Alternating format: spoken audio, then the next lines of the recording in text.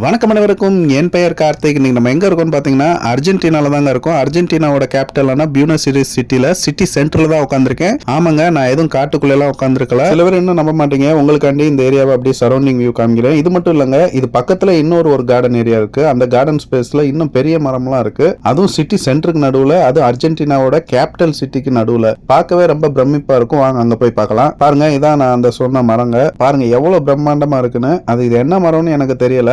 யாருக்காச்சும் தெரிஞ்சா கீழே கமெண்ட்ஸ்ல மென்ஷன் பண்ணுங்க. நம்ம சேனல்ல ஃபாலோவர்ஸ் கூட சில பேர் அர்ஜென்டினா வந்து இந்த ஏரியாவெல்லாம் பார்த்துருக்கலாம். நம்ம நாட்டில் நான் இதே மாதிரி 2 இடத்துல இதே மாதிரி பார்த்துருக்கேன் ஃபுல் மரமா. ஒன்று வந்து நான் பெங்களூர்ல பார்த்துருக்கேன். இன்னொன்று வந்து நம்ம கொச்சின்ல ஃபோர்ட் கொச்சிக்கு ஆப்போசிட்ல ஒரு கார்டன் ஏரியா இதே மாதிரி பிரம்மாண்ட மரமா இருந்துச்சு.